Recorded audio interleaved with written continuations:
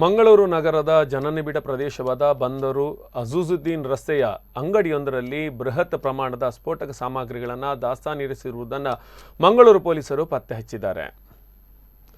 1500 ಕೆಜಿಗೂ ಅಧಿಕ ವಿವಿಧ ಸ್ಫೋಟಕ ಸಾಮಗ್ರಿಗಳನ್ನು ವಶಪಡಿಸಿಕೊಂಡಿದ್ದರು.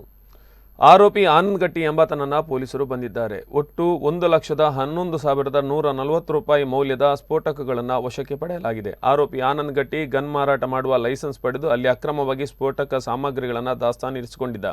Sulphur powder 400 KG, potassium nitrate 350 KG, barium nitrate 50 KG, potassium chloride 395 KG, aluminium powder 260 KG, charcoal 240 KG, lead balls 30 KG ಹಾಗೂ pistol ಪೆಲೆಟ್ಸ್ಗಳನ್ನು ವಶಪಡಿಸಿಕೊಳ್ಳಲಾಗಿದೆ. ಗೋಡಾನ್ನಲ್ಲಿ ಪತ್ತೆಯಾದ ಸ್ಫೋಟಕ ವಸ್ತುಗಳು ಗನ್ನು ತಯಾರಿಗೆ ಬಳಸುವಂಥದ್ದಲ್ಲ. ಹೀಗಾಗಿ ಆತನನ್ನು ವಶಕ್ಕೆ ಪಡೆದು ವಿಚಾರಣೆ ನಡೆಸಿದಾಗ ಅಲ್ಲಿ ಅಕ್ರಮವಾಗಿ ಸ್ಫೋಟಕ ವಸ್ತುಗಳನ್ನು ದಾಸ್ತಾನು ಮಾಡಿದ್ದಾಗಿ ಒಪ್ಪಿಕೊಂಡಿದ್ದಾನೆ. ಸರ್, ನಾವು ಭಾಳ ವರ್ಷದಿಂದ ಮಾಡ್ತಿದ್ವಿ, ಇದರಲ್ಲೇನು ತಪ್ಪು ಅಂತ ಪ್ರಾರಂಭದಲ್ಲಿ ಪ್ರಶ್ನೆ ಮಾಡಿದ್ದಾರೆ. ಅಂದರೆ ಇವ್ರ ಲೆಕ್ಕದಲ್ಲಿ ವೈಲ್ಡ್ ಅನಿಮಲ್ಸ್ ಏನಿದ್ದಾವೆ, ಆ ವೈಲ್ಡ್ ಅನಿಮಲ್ಸ್ ಎಲ್ಲವನ್ನ ಬೇಕಾದ್ರೆ ಹೊಡ್ಕೊಂಡು ತಿನ್ಬೋದು ಅನ್ನೋ ಲೆಕ್ಕಕ್ಕೆ ಅವ್ರು ಮಾತಾಡಿದ್ರಂತೆ ಪ್ರಾರಂಭದಲ್ಲಿ.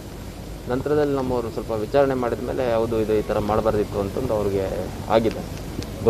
ಗೊತ್ತಿಲ್ದಂಗೆ ಏನಿಲ್ಲ, ಬಟ್ ಕಾಡಂದಿ ಅಲ್ವಾ, ಕಾಡಂದಿನ ನಮ್ಮ ಹೊಲಗಳಿಗೆಲ್ಲ ಬಂದಾಗ ಹೊಡ್ಕೊಂಡು ತಿಂತೀವಲ್ಲ, ಆ ಥರ ಎಲ್ಲ ಮಾತಾಡಿದ್ದಾರೆ. ಮತ್ತು ಅಲ್ಲಿ ಸಾಕಷ್ಟು ಬೇರೆ ಬೇರೆ ಅನಿಮಲ್ಸು, ಯಾವ ಕ್ಲಾಸಿಫೈಡ್ ಅನಿಮಲ್ಸ್ ಇದ್ದಾವೆ ಅವುಗಳು ಇರೋವಂಥ ಫಾರೆಸ್ಟ್, ಅದು ಫಾರೆಸ್ಟು ಮತ್ತು ಫಾರೆಸ್ಟ್ ಔಟ್ಸ್ಕರ್ಟ್ಸು. ಮುಖ್ಯವಾಗಿ ಇವರಿಗೆ SBBL ಕೊಟ್ಟಿರುವಂಥದ್ದು